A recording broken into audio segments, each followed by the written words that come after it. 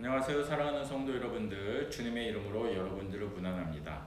오늘은 고린도 후서 1장 1절부터 7절까지 말씀에 대해 함께 생각해 보도록 하겠습니다. 고린도 교회에 보낸 두 번째 편지인데요. 오늘은 인사말이기도 하지만 고린도 교회 성도들에게 자신들의 소식을 전하면서 고난 가운데서도 위로가 있기를 바라는 바울과 동역자인 디모데의 마음을 절절히 담아서 지금 고린도 교회 성도들에게 전하고 있습니다. 하나님의 뜻으로 말미암아 그리스도 예수의 사도된 바울과 형제 디모데는 고린도 교회에 있는 하나님의 교회와 또 온 아가야에 있는 성도들에게 평강이 있기를 원한다, 이렇게 인사를 전하고 있죠. 지난 고린도 전서 16장 말미에 보면 너희의 교회를 디모데가 방문하게 될 텐데 뭐 이런 이야기들이 전개되지 않았습니까? 그러니 바울의 동역자 중에서도 고린도 교회와 밀접한 연관을 가지고 있었던 사람은 디모데였다는 것을 우리가 알 수 있습니다. 그래서 바울이 인사를 전하면서 지금도 여전히 나와 동역하고 있고 지금 나와 이 편지를 쓸 때 나와 함께하고 있는 이 디모데, 너희가 잘 알고 있는 디모데, 같이 여러분들을 문안합니다, 이렇게 얘기를 하죠.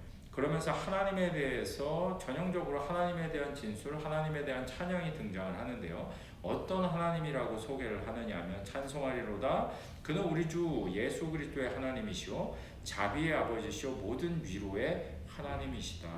그래서 하나님에 대해서 진술을 할 때 다양하게 할 수 있겠죠. 뭐 전능한 하나님이다, 불변한 하나님이시다, 신실한 하나님이시다, 모든 것을 다 아시는 하나님이시다, 뭐 이렇게 이야기를 할 수 있겠지만 바울이 초점을 맞추고 있는 하나님은 어떤 하나님입니까? 위로의 하나님이시다.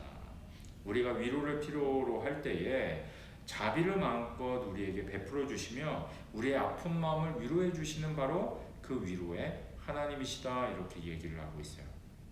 왜냐하면 이제 4절, 5절, 6절에 그 얘기가 나오는데요. 여기서 말하고 있는 우리라는 것은 지금 편지를 쓰고 있는 바울과 디모데를 구체적으로는 의미하고 있는 것이겠죠. 더 넓게 본다면 같은 교회라는 바운더리 아래서 유대인들의 공격과 로마의 공격을 받고 있는 모든 성도들을 의미할 수도 있을 것입니다. 모든 환난 중에서 우리를 위로하사 우리로 하여금 하나님께 받는 위로로서 모든 환난 중에 있는 자들을 등이 위로하게 하시는 이시로다. 그러니까 본래 그 위로가 우리 안에 있는 것이 아니라 아버지 하나님으로부터 우리에게 주어지기 때문에 이 위로를 다른 사람, 환난을 당하고 있는 다른 이들에게도 우리가 나눠줄 수 있다, 뭐 이런 관점으로 얘기를 하고 있죠. 그리스도의 고난이 우리에게 넘친 것 같이 우리가 받는 위로도 그리스도로 말미암아 넘치는도다. 지금 고난을 당하고 있는데 그 이유가 뭐냐? 환난을 당하고 있는데 그 이유가 뭐냐? 그리스도 때문에, 그리스도의 고난이 우리에게 복음을 증거하기 때문에 고난이 넘치고 있다. 그런데 고난만 넘치는 것이 아니라 이 고난으로 말미암아 하나님께서 우리에게 위로도 더 넘치게 부어주신다, 이렇게 얘기를 하고 있는 것이죠. 우리가 환난을 당하는 것도 너희가 위로와 구원을 받게 하려는 것이요. 지금 사도 바울이 환난을 당하고 있는 이유가 뭐예요? 너희 고린도 교회, 믿지 않는 사람들, 믿지 않는 이방의 많은 사람들, 또 디아스포라 유대인들, 예수에 대해 잘 모르고 있는 어떤 사람들, 그 모든 자들에게 예수 그리스도의 복음을 전하기 위해서 지금 고난을 당하고 있다는 거죠. 너희가 위로와 구원을 받게 하기 위해서 우리가 지금 고난을 받고 있는 것이다. 또한 우리가 위로를 받는 것도 너희가 위로를 받게 하려는 것이니 이 위로가 너희 속에 역사하여 우리가 받는 것 같은 고난을 너희도 견디게 하느니라. 우리만 고난을 당하는 게 아니라 너희도 고난을 당하는데 그리스도 예수 안에 있는 같은 고난이라는 거예요. 그러니 우리도 이 고난 가운데 위로를 받고 사역을 하고 있고 이겨나가고 있고 하나님의 은혜 가운데 있는데 우리가 그런 것처럼 너희도 그 환난 가운데서 고난 가운데서 좌절하지 말고 위로를 받았으면 좋겠다. 우리가 당한 고난을 바라보며 우리가 받고 있는 위로를 바라보며 너희도 똑같은 위로가 넘쳤으면 좋겠다, 이런 이야기를 지금 하고 있는 것이죠. 고난의 이유도 그리스도이지만 위로의 이유도 그리스도이다 라고 지금 바울이 분명하게 이야기를 하고 있다는 거예요. 그러니 교회가 고난을 당하고 환난을 당하는 것은 이상한 일이 아닙니다. 복음이라는 것은 본래 죽음의 세력과 전투하고 싸우고 죽음을 몰아내고 하려고 하는 것이다 보니 얼마나 이 싸움이 치열하겠습니까? 그러다 보니까 당연히 고난이 있을 수밖에 없죠.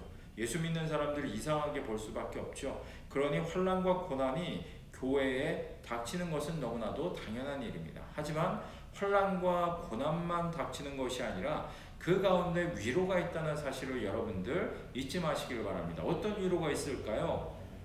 이 죽음의 세력 가운데 있던 사람이 예수를 믿게 되는 것, 그래서 새로운 생명이 태어나게 되는 것, 그것이 바로 환난과 박해 가운데서도 우리에게 주어지는 유일한 위로가 될 수 있다는 것입니다. 우리의 사역을 통해, 우리의 구제를 통해, 우리의 복음 전함을 통해 예수님을 믿는 사람이 이렇게 생기게 된다는 것, 그것 외에는 다른 위로가 우리에게는 주어질 수 없는 것이죠. 그것을 보는 것, 새로운 생명이 태어나는 것을 보는 것, 그것이야말로 가장 위대하고 가장 놀라운 위로가 될 수 있다는 것입니다. 여러분들 어떤 위로를 받기를 원하세요? 말씀을 통해 어떤 위로를 받고 막 찬양하다 어떤 위로를 받고 그럴 수 있습니다. 근데 가장 큰 위로가 어떤 건지 아십니까? 우리 교회 안에서 예수를 전하는 일이 막 너무 활성화돼가지고 주변에 예수 믿지 않던 사람들이 예수 믿게 되는 거. 그래서 수평이동하는 게 아니라 막 초신자들이 몰려와가지고 이 빈자리들이 채워지는 거, 이거를 통해 우리가 위로를 받고 능력을 얻고 정말 힘을 얻을 수 있다는 거예요. 다른 걸로는 얻을 수 없다는 거죠. 그러니 어떻게 해야 되겠습니까? 전도를 열심히 해야 되겠죠. 되든 안 되든 전도를 하는 일 외에 전하지 않는데 어떻게 들을 수 있겠습니까? 듣지 못하는데 어떻게 예수님을 믿을 수 있겠습니까? 여러분들 그러니 두려워하지 말고 전하십시오. 그분이 오고 안 오고는 하나님께서 하실 일입니다. 우리가 해야 될 것은 그냥 전하는 것까지 우리가 할 수 있는 일이라는 것이죠. 그것이 우리에게 힘과 위로와 능력이 되는 줄로 믿습니다. 바울이 지금 이렇게 어려움을 당하고 있는 고린도 교회에게 너에게 위로가 많이 넘쳤으면 좋겠다. 우리도 지금 위로를 받고 있다. 그 위로가 누구다? 바로 고린도 교회 너희다. 우리가 고린도에서 그렇게 어려움을 많이 당했는데도 그 교회가 세워져서 지금 있지 않느냐? 너희가 우리의 위로가 되고 우리가 환난 가운데 있지만 여전히 위로를 받고 있다. 너희도 똑같은 위로를 받았으면 좋겠다. 라고 바울이 이야기를 하고 있다는 것입니다.